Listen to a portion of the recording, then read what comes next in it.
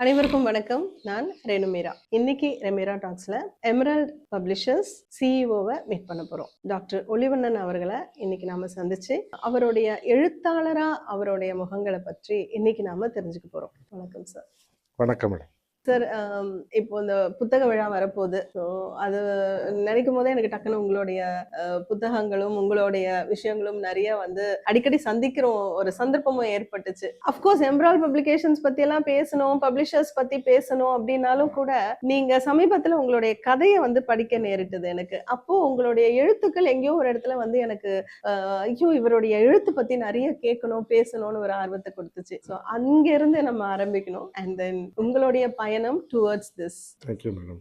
எழுதுறதுங்கிறது எனக்கு ஒரு பேஷன் தான். இன்னைக்கு கதை கட்டுரைகள்லாம் கலந்த ஒரு 15 வருஷமாக தான் நான் எழுதிக்கிட்டு இருக்கேன். பட் அதுக்கு முன்னால் எனக்கு ஸ்கூல் டைம்லேயும் காலேஜ் டைம்லேயுமே என்னோட ரைட்டிங்ஸ் வெரி பாப்புலர் வித் என்னோட ஃபெலோ ஸ்டூடெண்ட்ஸ். என்ன காரணம் அப்படின்னு சொன்னால், நான் கிளாஸ் நடந்துகிட்டு இருக்கும்போதே அந்த ஹிண்ட் எல்லாம் எழுதிட்டே வந்துடும். எழுதி முடிச்சுட்டு அதுக்கு பிறகு கிளாஸ் முடிஞ்ச உடனே இல்லைன்னா அது வேற ஏதாவது பிரேக் இருக்கும்போதே அதை கம்ப்ளீட் பண்ணிடுவேன். ஸோ நெக்ஸ்ட் டே பார்த்தீங்கன்னா என்கிட்ட கம்ப்ளீட்டாக அவர் பேசுனதோட ஸ்கிரிப்ட் இருக்கும் எனக்கு. அது ஒரு பெரிய எனக்கு என்ன சொல்றது, அது ஒரு பேஷன் மாதிரி ஆயிடுச்சு. So my notes used to be very very popular during both school days as well as the college days. அவ்வளோதான். அதுக்கப்புறம் எழுதுறதுக்கு ஒன்றும் பெரிய வாய்ப்பு கிடைக்கவே இல்லை. இந்த 2005க்கு அப்புறம் தான் ஏதோ அப்படியே கொஞ்சம் கொஞ்சம் எழுதிட்டு இருந்தோம். அப்புறம் மேகசின்ஸில் கட்டுரைகள் சில பேர் என்னை கம்பல் பண்ணி தான் எழுத வச்சாங்க. உண்மை பத்திரிகையிலையும் விடுதலை பத்திரிகையிலையும் அப்போ இப்போ பெரியார் சாக்ரட்டிஸ்னு ஒரு ஃப்ரெண்ட் இருந்தார். அன்ஃபார்ச்சுனேட்லி இப்போ இல்லை, அவர் இறந்து போயிட்டார் ஒரு ஆக்சிடென்ட்ல. அவர் எனக்கு ஒரு பிரதர் மாதிரி நிறைய எழுத சொல்வார். எழுதுங்க அப்படின்வாரு. இப்போ முதல்ல தமிழில் எழுதும்போது அதை மெய்ப்பு திருத்ததுலேருந்து அதை சரி பண்ணுறது பல வேலைகள் அவர் அதில் பண்ணி கொடுத்தாரு. அப்படித்தான் கொஞ்சம் கொஞ்சமாக எழுத ஆரம்பித்தோம். பிறகு 2010 பிறகு 12-13 ரொம்ப சீரியஸாக நிறைய எழுத ஆரம்பிச்சிட்டேன். வாரத்துக்கு ஒரு கட்டுரை எழுத ஆரம்பித்தோம். பிறகு ஆங்கிலத்தில் எழுதுறதுக்கும் ஒரு வாய்ப்பு வந்தது. அப்போ தான் ஃபேஸ்புக் வர ஆரம்பிச்சிருங்க. அப்புறம் பிளாக் வச்சுருந்தோம். பிளாகுக்காகவே நிறைய எழுதிக்கிட்டு இருந்தோம். அதுக்கப்புறம் டைம்ஸ் ஆஃப் இந்தியாவில் அப்போ எழுத சொல்லி நண்பர் ஒருத்தர் இருந்தார். அது எனக்கு கிட்டத்தட்ட ஒரு 40 கட்டுரைகள் டைம்ஸ் ஆஃப் இந்தியாவிலே எழுதியிருக்கோம். அதே நேரத்தில் தமிழ்லேயும் பார்த்தீங்கன்னா தினத்தந்தி, உண்மை, இது மாதிரி பத்திரிகைகளை தொடர்ந்து இந்து தமிழ் இதெல்லாம் எழுத ஆரம்பித்தோம். வெறும் கட்டுரைகள் தான் எழுதிக்கிட்டு இருந்தோம். பிறகு புத்தகமாக கொண்டு வந்தது 2015 தான். நான் மேடை பேச்சுங்கிறது நான் தொடக்கத்துலலாம் எனக்கு ஒன்றுமே தெரியாது. நாட் அ பப்ளிக் ஸ்பீக்கர், ஒரு ஷை பாய் தான். பட் பின்னால் ரோட்டரியில் நான் என்னை இணைச்சிக்கிட்டதுக்கு பிறகு ரோட்டரி கிளப்பில் வரும்போது அங்கே நம்ம கற்றுக்கிட்ட நிறைய நல்ல ஸ்கில்ஸில் இதுவும் ஒரு ஸ்கில்லு, பப்ளிக் ஸ்பீக்கிங்கு. அதை பற்றி நிறைய பேசுவோம். சில பேருக்கு பர்சனலாக கேட்க ஆரம்பித்தாங்க எப்படி பேசுறது அப்படிங்கிறது. அதுக்கப்புறம் சின்ன சின்ன ஒர்க் ஷாப்ஸ் பண்ணோம். அதோட கல்மினேஷன் ஏன் புக்கு எழுதக்கூடாதுன்னு போது முதல் புத்தகம் மேடையில் பேசலாமாங்கன்னு எழுதினேன். அந்த புத்தகம் ஒரு பெரிய ஹிட். 30,000 காப்பிக்கு மேலே 33,000 காப்பி அந்த புத்தகம் வித்தது. பிறகு ஆங்கிலத்தில் கொண்டு வந்தோம், பிறகு ஹிந்திலையும் கொண்டு வந்தோம். அதே சேம் டிரான்ஸ்லேட் நானே பண்ணேன் இங்கிலீஷ்ல. ஹிந்தியில மட்டும் என்னோட ஒரு ஃப்ரெண்ட் ஒருத்தர் அவங்க பண்ணாங்க. ஷீ செட் நான் உங்களுக்கு பண்ணி கொடுக்குறேன் அப்படின்னு சொன்னாங்க. கூட உட்காந்தே பண்ணதுனால கிட்டத்தட்ட தமிழ்ல இருந்து அதே ஃபிளேவரை ஹிந்திக்கு கொண்டு வந்தோம். எக்ஸாம்பிள்ஸ் எல்லாம் சரியா மாத்தி பொருத்தமா. இப்படியே தான் பாத்தீங்கன்னா அடுத்த புத்தகமும் கட்டுரைகள் தான் வந்தது. என்னுடைய சிறுகதைங்கிறது 2020க்கு அப்புறம் தான் வந்தது. அது முழுக்க காரணம் கொரோனா டைம் தான். கொரோனா காலங்களில் நிறைய எல்லார்கிட்டையுமே என்னை பொறுத்த வரைக்கும் கதைகள் உள்ள இருக்கு. ரொம்ப புதுசா போய் தேட வேண்டிய அவசியம் இல்லை. ஆனால் நம்ம பரபரப்பான வாழ்க்கையில அதை நம்ம மிஸ் பண்ணிடுறோம். அந்த நேரத்தில் நமக்கு ஒன்றும் பெரிய அளவுக்கு உலகத்தில் எங்கேயும் யாரோடையுமே இன்டராக்ஷன் இல்லாத நேரத்தில் ஒரு வழியாக ஒரு கிட்டத்தட்ட வீட்டுக்குள்ளே முடங்கி இருந்த நேரத்தில் அப்போ சினிமாக்கள் நிறைய பார்க்க ஆரம்பிச்சோம் தொலைக்காட்சியில். வேற ஒன்றும் பெரிய விஷயங்கள் இல்லை. நியூஸ் பேப்பர் கிடையாது. அப்புறம் பெருசாக சோஷியல் மீடியாலையும் பார்த்தீங்கன்னா நிறைய அந்த கேலமிட்டிஸ், டெத்து அதெல்லாம் இருந்ததுனால டிவி பார்க்க ஆரம்பிக்கும் போது நிறைய கதைகளுக்கான தளங்களும் கிடைச்சது. நம்மக்கிட்டே நிறைய கதைகள் இருக்குன்னு மெதுவாக ஒன்று ஒன்றா ஆரம்பித்தோம். மாதம் ஒரு கதை ஆரம்பித்து ஒரு கட்டத்தில் வாரத்துக்கு ஒரு கதை எழுதுகிற மாதிரி முதல் சிறுகதை தொகுப்பு கொண்டு வந்தோம். பிறகு 2வது தொகுப்பு கொண்டு வந்தோம். 3வது தொகுப்புக்கான பணிகள் தொடங்கி இருக்கு சிறுகதைகள்லாம். இப்படியாக தான் பயணம் வந்து அந்த நான் எதையும் திட்டம் போட்டு எதுவும் செய்யலை. இந்த Okay. வயசுல இது செய்யணும் அது செய்யணும்ல. ம். அந்த கால வெள்ளத்துல அப்படியே வரும்போது என்ன எனக்கு பிடிச்சிருக்கோ அதை எடுத்துக்கிட்டேன். உங்களோட புத்தகத்துல வந்துட்டு இந்த பேசலாம் வாங்கங்கிறதுலலாம் நிறைய உங்களுடைய அனுபவங்கள் அதுல பதிவான மாதிரி தான் பாக்குறேன். அதுதான் வந்து நீங்க கொண்டு வரதுக்கு முயற்சி பண்ணிருக்கீங்களா? என்னோட பெரிய ப்ளஸ் பாயிண்ட்டே பார்த்தீங்கன்னாலே ஐ மீன் நான் ப்ளஸ் பாயிண்ட் சொல்ல விரும்பல. என்னுடைய மேடை பேச்சுகளாக இருந்தாலும் சரி, எழுத்தாக இருந்தாலுமே சரி, வெறும் அப்ட்ராக்டாக எதுவுமே இல்லாமல் அதுக்குள்ள வந்து நம்ம ஏதாவது ஒரு உதாரணத்தை சேர்த்து சொல்லணும் அப்படிங்கிறது. இது நான் வந்து முழுக்க முழுக்க வந்து இதுக்கு வந்து பெரியாரை தான் நான் வந்து சொல்லுவேன். ஏன்னா பெரியாருடைய பேச்சுக்கள் எழுத்துக்கள்னு பார்த்தீங்கன்னா எளிய மக்களுக்கு புரியணுங்கிறதுக்காக நிறைய சின்ன சின்ன உதாரணங்கள். நான் கூட நினைப்பேன் பெரியார் சொன்ன அந்த நீண்ட அவருடைய உரைகளும் எழுத்துக்களும் அந்த உதாரணத்தை எடுத்தா கூட ஒரு புக் போடலாம். அப்போ அது சின்ன வயசுல இருந்து படிச்சு விடுவாங்கிறதுனால எதை சொன்னாலுமே கூட வந்து ஒரு உதாரணத்தோட இது வந்து எனக்கு தெரியல. அது அப்போ வந்து அது ஒரு நிறைய நேரத்தில் வந்து விஷயத்தக்குவா ஏன் இப்படி சுற்றி வளைக்கிறேன்னு சொல்லுவாங்க. ஆனால் அது பின்னால் எழுத வரும்போது அது எனக்கு கை கூட தான் இருந்தது. ஏதாவது ஒரு விஷயத்த வந்து எம்பசைஸ் பண்ணுறதுக்கோ புரிய வைக்கிறதுக்கோ கூடுதலாக வந்து ஒரு விஷயத்த சொல்ல முடியும். உண்மைதான். ஏன்னா நான் ஏன் இதை கேட்டேன் அப்படின்னா, ஜெயகாந்தனுடைய முன்னுரைகள்ல அவர் சொல்லியிருப்பார், ஒரு எழுத்தாளனுடைய உணர்வுகள் வந்து எங்கேயோ ஒரு இடத்துல அவனுடைய எழுத்துல ஒளிஞ்சிருக்கும் அப்படின்னு சொல்லுவாரு. ஸோ அந்த மாதிரி தான் வந்து சில இடங்கள்ல ரொம்ப யதார்த்தமா சமீபத்துல படிச்ச உங்களுடைய கதை கூட எனக்கு அப்படிதான் தோணும். ரொம்ப யதார்த்தமான விஷயம். ஒரு 3 தலைமுறையை தாண்டி வர ஒரு மனிதனுடைய அவனுடைய தற்காலிகமா அவனோட எதிர்கொள்ற விஷயங்கள், அவனுடைய வாழ்க்கை முறை, அடுத்த தலைமுறைக்கு அவன் வந்து என்னத்தை கொண்டு போக போறான் அப்படின்னு நினைக்கும் போது அவன் தடுமாறுற நிலை, இது எல்லாமே வந்து ரொம்ப யதார்த்தத்தை வெளிப்படுத்துற மாதிரி இருந்தது. குறிப்பா சென்னை வாசியான ஒருவனை பற்றி. உண்மையாவே கதை எழுதுறதுக்கு அடிப்படையானது வந்து நீங்க அந்த உணர்வுகள் இல்லைன்னா, இப்ப நாங்க சமீபத்துல மதுரையில 3 நாள் பயிற்சி பட்டறை முடிச்சோம். அந்த பயிற்சி பட்டறையிலேயே மாணவர்கள்ட்ட பேசும்போது நான் சொன்னேன், கதை உங்க வாழ்க்கையில் நடந்த சம்பவத்தை அதை எழுதிட்டீங்கன்னா அது டைரி மாதிரி ஆயிரும். அதுல நீங்க அந்த எமோஷன்ஸ், அந்த உங்களுடைய உணர்ச்சிகளை எப்படி கொண்டு போய் கடத்துறீங்கிறது தான் வெற்றி. அப்போ எங்க ஆரம்பிக்குதுன்னா, நீங்க ஒரு சம்பவத்தை பார்க்கும்போது அந்த உணர்வுகளோட பார்க்கணும். அந்த எம்பத்தி இஸ் இம்பார்ட்டன்ட். பிறர் நிலையிலிருந்து அதை நீங்க பார்க்கும்போது தான் அந்த உணர்வுகளோட உங்களால பதிய வைக்க முடியும். நீங்க வந்து ஒரு விஷயத்தை கொண்டு போய் நினைவுல வச்சுக்கிறதுங்கிறது ஒண்ணு, இந்த நினைவுல வைக்கும் போதே அந்த உணர்வுகளோட சேமிச்சு வைக்கிறது அப்படிங்கிறது ஒண்ணு. இந்த உணர்வுகளோட சேமிச்சு வைக்கும்போது நீங்க என்னைக்கு எடுத்தாலும் அது திரும்ப வெளியில வரும்போது அந்த உணர்வு வந்துடும். உதாரணத்துக்கு நம்ம ஒரு துயரமான ஒரு சம்பவம் வீட்டுல நடந்திருக்கு, ரொம்ப வேண்டியவங்க இறந்து போயிட்டாங்க அப்படின்னா, நம்ம வெறும் அந்த சம்பவத்தை மட்டும் கொண்டு போகல, நம்ம அறியாமையே அந்த உணர்ச்சிகளையும் கொண்டு போயிடும்.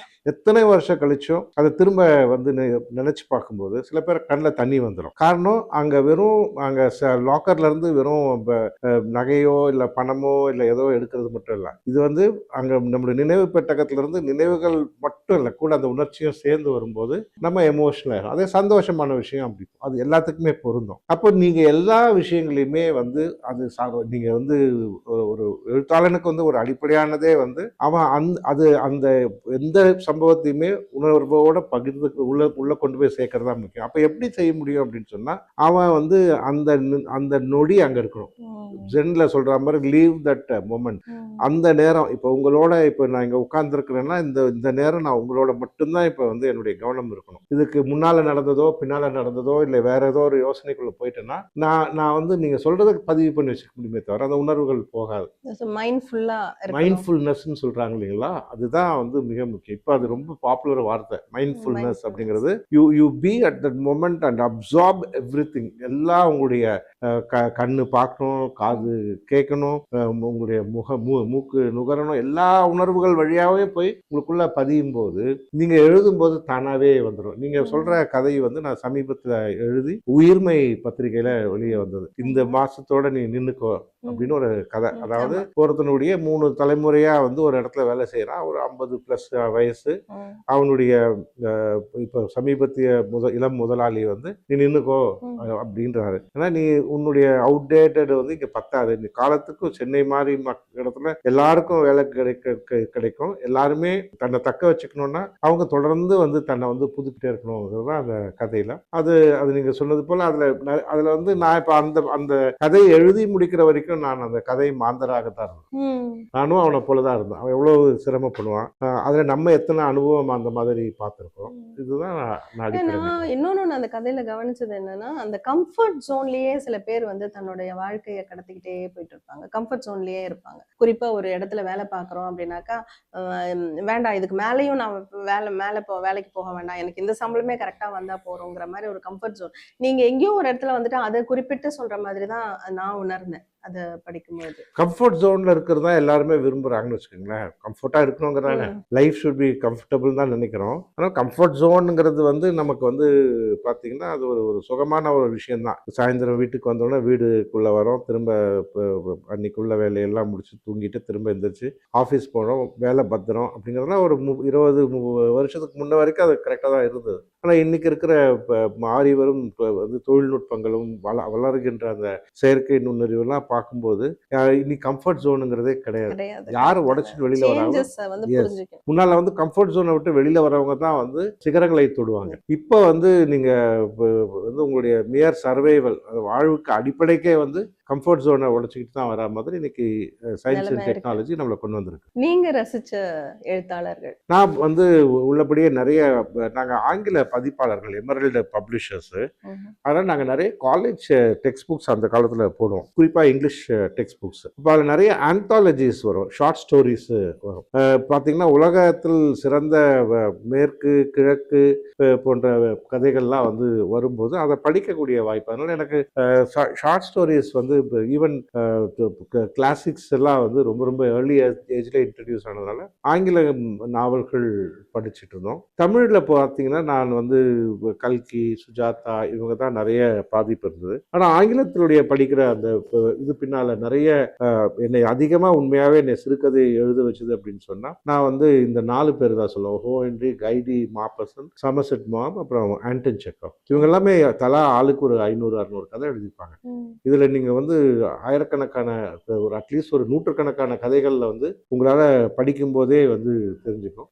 அவங்க வந்து தமிழில் எழுத வந்தவங்க எல்லாருக்குமே முன்னோடியாக ஒரு 60-70 வருஷம் முன்னாவே 19ஆம் நூற்றாண்டு காலகட்டத்திலே எழுதுனவங்க. பிறகு 20ஆம் நூற்றாண்டில் பார்த்தீங்கன்னா இன்னைக்கு 100 வருஷத்துக்கு முன்னால் கேத்ரின் மேன்ஸ்ஃபீல்டெல்லாம் எனக்கு ரொம்ப பிடிக்கும். ரொம்ப புதுமை பித்தன் மாதிரி ரொம்ப சிறிய வயதிலேயே வந்து இறந்து போனா கூட அவங்க வந்து பார்த்தீங்கன்னா நிறைய கதைகள் எழுதியிருக்காங்க. இந்த மாதிரி பல பேரை ஏர்னஸ்ட் ஹெமிங்வே விரும்புறது. தமிழில் வந்து அஃப்கோர்ஸ் நமக்கு எப்போவுமே ஆல் டைம் ஃபேவரட் புதுமை பித்தன். எனக்கு சென்னை வாசி அப்படிங்கும்போது எனக்கு நேச்சுரலாக வந்து ஜெயகாந்தன் ரொம்ப பிடிக்கும். சென்னையை வந்து அவருடைய எல்லா மூளை முடுக்குகளையும் அவர் கதைகளில் வந்து பார்க்க முடியும். அந்த மொழி அவருக்கு பார்க்கறதுக்கு ஒரு எல்லாமே ஒரு கரட முரடாக இருந்தால் கூட அதை தாண்டி வந்து அதுக்குள்ளே இருக்கிற அந்த பாசம் வந்து வேற எதுலேயுமே சாப்பிட்டீங்களா அப்படின்னு கோயம்புத்தூர்ல இழுக்கிறத விட புண்ணியாப்பா அப்படிங்கிறது அதுக்கு எந்த விதத்துல குறைஞ்சது அது இல்லைன்னு நான் நினைக்கிறேன்.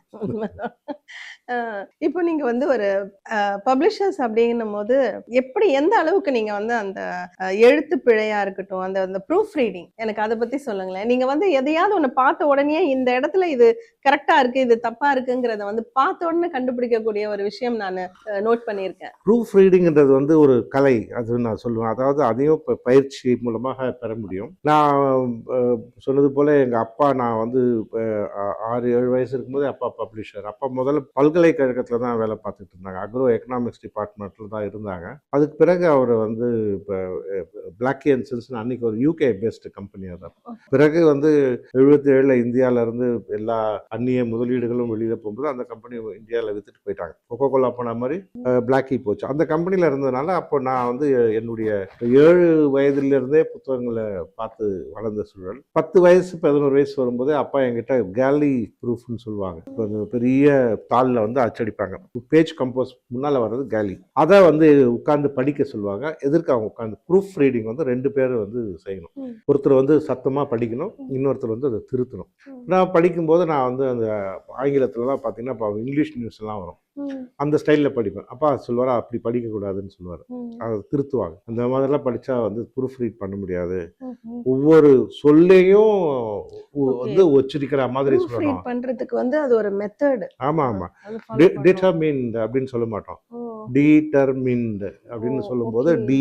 DETERMINEDன்னு அந்த ப்ரொனவுன்சியேஷன். அது அந்த சொல்லும்போதே வரும். அப்போ அங்கே வந்து டிட்டர்மின்ல வந்து டிஇக்கு பதில் ஐ வந்துருச்சு வச்சுங்களேன், உடனே அதை ஸ்ட்ரோக் பண்ணுவாங்க.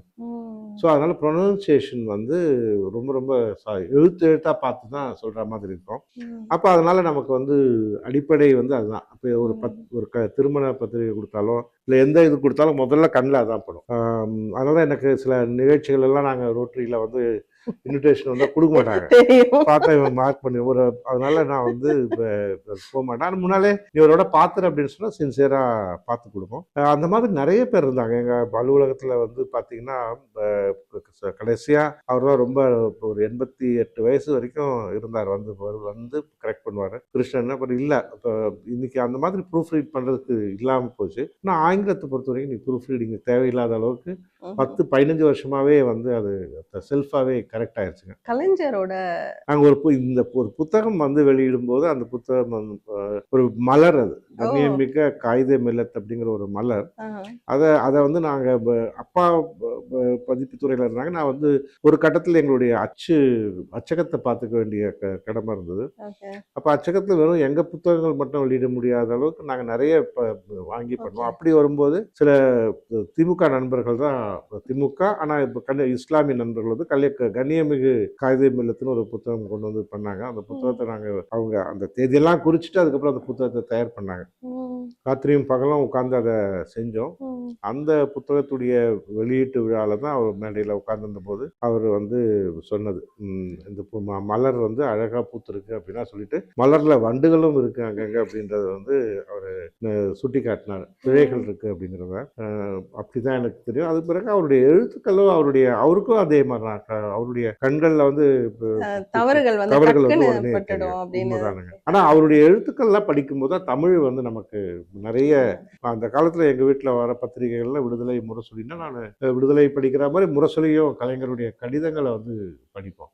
பல காரணங்கள். ஒன்று அந்த அந்த எழுதுகிற நயம், அந்த சொற்களை அடுக்கிற விதம், இதெல்லாம் வந்து என்னை ரொம்ப பாதிப்புக்கு ஏற்படுத்தியிருக்கு.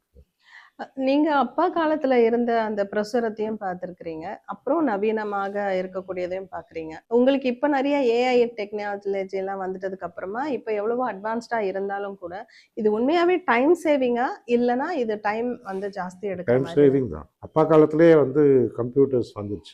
70களெல்லாம் ஒரு புத்தகம் வர்றதுக்கு 5 மாதம் 6 மாதம்லாம் ஆயிடும். அப்போல்லாம் வந்து ஒரு 2-3 புத்தகங்கள் இப்போ வந்தாலே பெருசு. பிறகு 80களில் வந்து முதல்ல நாங்கள் வந்து அதாவது இந்த லேசர் பிரிண்டர் வர்றதுக்கு முன்னாலே அப்பா கம்ப்யூட்டர் இருக்கும், பிரிண்டர் இருக்கும், டாட் மேட்ரிக்ஸ் பிரிண்டர், அதுலேயே ஒரு புக் பண்ணாங்க. ஆனால் அது ஆச்சரியமாக இருந்ததை தவிர அவ்வளோ நல்லா இல்லை. அதுக்கப்புறம் அதுலேயே லெட்டர் குவாலிட்டி பிரிண்டர்னு வந்தது. ஸோ அது வந்து நல்லா திரும்ப வந்து டாட்ஸை கொஞ்சம் வந்து இன்க்ரீஸ் பண்ணும், டாட்ஸ் பர் இன்ச்சா அதில் பண்ணாங்க. அந்த புத்தகம் எனக்கு இன்னும் நினைவு இருக்குது. ஒரு ஷார்ட் ஸ்டோரி கலெக்ஷன் ரொம்ப நல்லா இருந்தது அந்த புக்கு.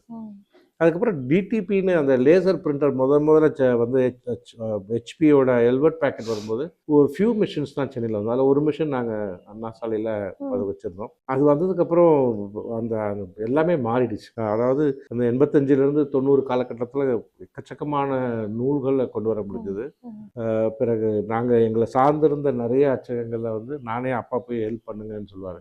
இப்போ டிடிபி செல் பண்ண மாறிடுச்சு. இப்போ இன்னைக்கு பார்த்தீங்கன்னா இன்றைக்கி இருக்கிற காலகட்டத்தில் எங்கேயோ போயிடுச்சு. அதாவது எனக்கே ஆச்சரியமாக தான் இருக்குது. இதே இடத்துல உட்காந்து சில வேலைகள் செய்யும்போது நம்ம இந்த வேலையை 3 வருஷத்துக்கு முன்னே எவ்வளோ சிரமப்பட்டோம்.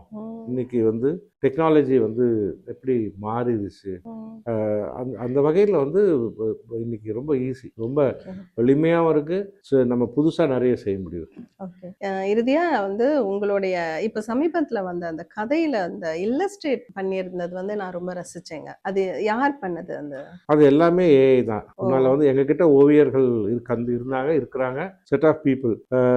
ஏஐயில் பாதிக்கப்பட்டவங்களில் வந்து அவங்களும் ஒருத்தர் தான் நான் சொல்லுவேன். நாங்கள் இப்போ கிட்டத்தட்ட எல்லாமே ஏஐலே போடுறாங்க.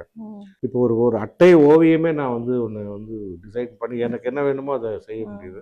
செயற்கை நுண்ணறிவில் இன்னைக்கு அந்த ஓவியங்கள் வரைகிறதுங்கிறது ஒரு வேற லெவலுக்கே போயிடுச்சு. அதெல்லாம் ஒரு பெரிய இதுதான் வச்சுக்கோங்களேன். இப்போ என்னுடைய அடுத்த சிறுகதை தொகுப்புக்கு எல்லாமே நீங்கள் பார்த்தீங்கன்னா நான் வந்து அது வரப்போகிற கதைகளுக்கு எல்லாமே என்ன படம் கொண்டு வரணும்னு யோசிச்சிருக்கிறேன். அது எல்லாமே AI தான் வந்து வரைஞ்சு கொடுக்க போகுது. ஓகே. ஏன்னா நான் அதுதான் கேட்கணும்னு நினைச்சேன். ஏன்னா அந்த செயற்கை நுண்ணறிவியல்ல இருக்கக்கூடிய பிளஸ் ஒரு பக்கம் இருந்தாலும் இந்த மாதிரியான விஷயங்கள் இது நான் மைனஸ்னு பார்க்கல. அது மூலமாக நம்ம வந்து ஒரு விஷயத்தை உபயோகப்படுத்திக்க முடியுது அப்படிங்கிற ஒரு விஷயமா தான் நான் பார்க்கிறேன். மைனஸ்னே எடுக்க முடியாதுங்க. ஏன்னா நீங்கள் இப்போ அமெரிக்காவில் முதல்ல மோட்டார் கார் வரும்போது ஹார்ஸ் ட்ரிவன் கோச்சஸ் Yes. குதிரை வண்டிக்காரர்கள்லாம் வந்து பெரிய போராட்டமே நடத்துனாங்க. நீங்கள் அறிவியலுங்கிறது ஒரு ஒரு பெரிய என்ன சொல்கிறது காற்று வேகம் புயல் அதை தடுக்க முடியாது. அதில் நீங்கள் வேறு அடாப்ட் பண்ணி போகணும். கிரியேட்டிவிட்டி எகெயின் வந்து ஓவியருக்கு நமக்கு வேண்டிய டேஸ்ட்டுக்காக தான் கொண்டு வர முடியும். உண்மைதான். மேலும் உங்களுடைய எழுத்துக்கள் வந்து சிறப்பா வந்து நிறைய புத்தகமாக வெளிவரணும் அப்படின்னு நான் உங்களை வாழ்த்துக்கிறேன் சார். நிஜமாவே ரொம்ப சந்தோஷம். உங்களோட பிஸி ஸ்கெடியூல்ல எனக்கு இப்படி ஒரு வாய்ப்பு கொடுத்ததுக்கு ரொம்ப ரொம்ப நன்றி. ரெமிரா டாக்ஸ்ல வந்து இவ்வளோ தூரம் உங்களோட எழுத்துக்கள் பற்றி ஷேர் பண்ணதுக்கு நன்றி சார். தேங்க்யூ. தேங்க்யூ. நன்றி வணக்கம்.